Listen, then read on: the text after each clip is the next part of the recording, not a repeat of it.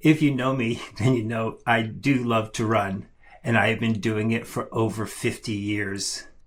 If you also know me, then you also know I do love running shoes too. I was excited. I recently picked up a new pair of running racing shoes, the Alpha Fly 4s. They had a great sale on them. I picked them up for under $130, and I tried them out over the weekend in a 5 mile leg of a relay race, and I'll give a very quick overview of how I felt about these shoes. I am not a shoe reviewer. You can go elsewhere to learn all the statistics and details of all the new modern running shoes, and I sometimes like to listen to those myself. What I really want to go over today is compare this shoe and modern shoes to the shoes of the past I first ran in 50 years ago. In those 50 years, there has been a lot of change, but the one thing that hasn't changed is putting on a new pair of running shoes feels fantastic. When I grew up in the 1960s, running shoes were not a thing. Every school year, we'd start the year with a new pair of Buster Brown leather shoes and a pair of canvas shoes that sort of look like Chuck Taylors or something like that, with a rubber sole and a canvas top. And that was supposed to take you through the year, no matter how beat up they got or how large your foot grew. In 1973, I started running for the Falmouth High School cross country team. Yes, that Falmouth, home of the famous Falmouth road race. I look back in my archives to find some photos of what our shoes look like. I have two photos here. One shows a strange event, my brother and I cleaning the house. I am number 70, and I have, looks like a newer pair of sort of canvas shoes, but they started to put stripes on them, trying to look like Adidas shoes. The other photo shows my family on vacation at Niagara Falls, just a few weeks before I started running in 9th grade. You will see these plastic style Kmart shoes with a hard rubber bottom, and again, 4 stripes to look like Adidas. And those were the shoes I wore my first week or so of running.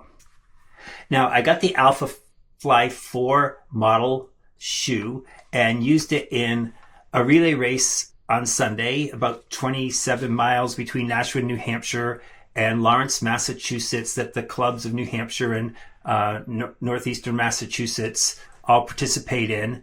And 5 runners are on each leg. And so I decided to try this shoe, even though I'm not really in racing shape.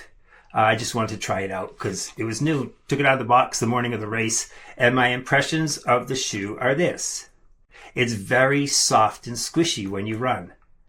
I sort of like that because I do have bottom of the feet problems. I do not think the carbon fiber plate pushed me as forward and propelled me as forward as much as the version 2 of the shoe, which I have run many miles in. This one seemed to be a lot faster and quicker. However, the version 4 is light, cushioned, and it also sort of lacks some stability for me.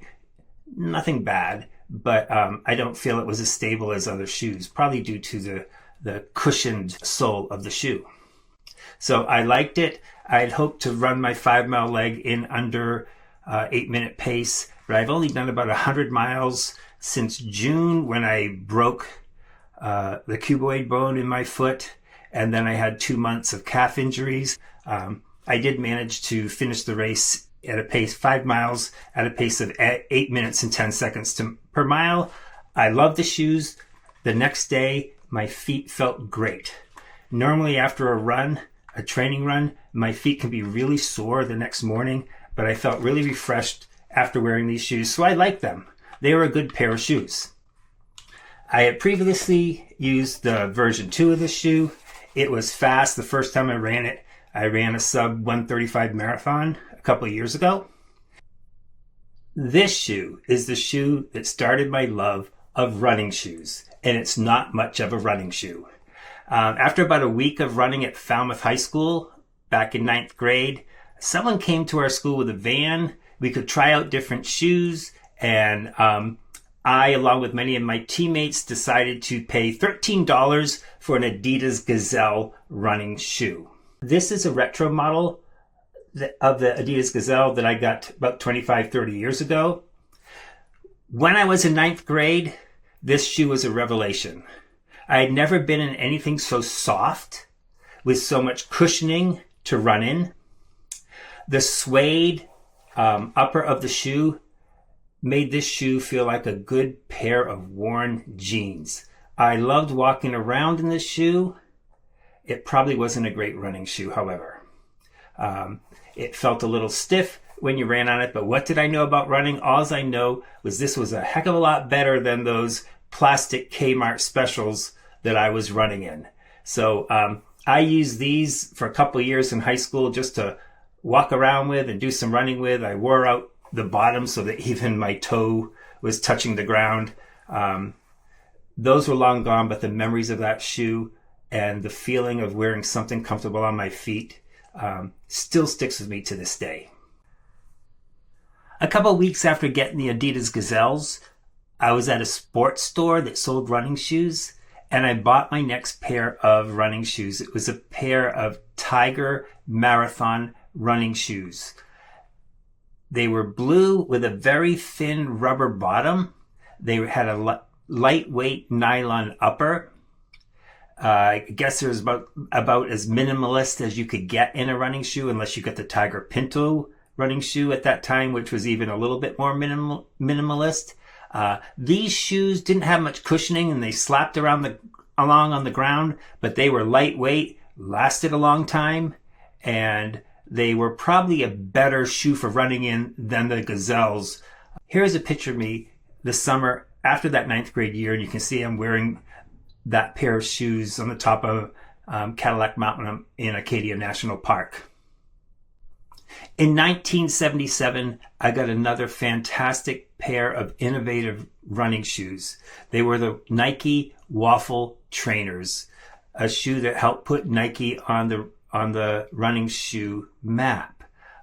They came in blue or red. I had red versions of the shoe. This is a retro version. Again, I bought like 25 years ago. It's famous for the Nike Bowerman waffle studs on the bottom of the shoe to help with traction. I think it gave a little bit of bounciness or a little bit of springiness to the shoe, or at least made it feel a little bit softer. Again, it's just like a piece of foam with a nylon covering over it.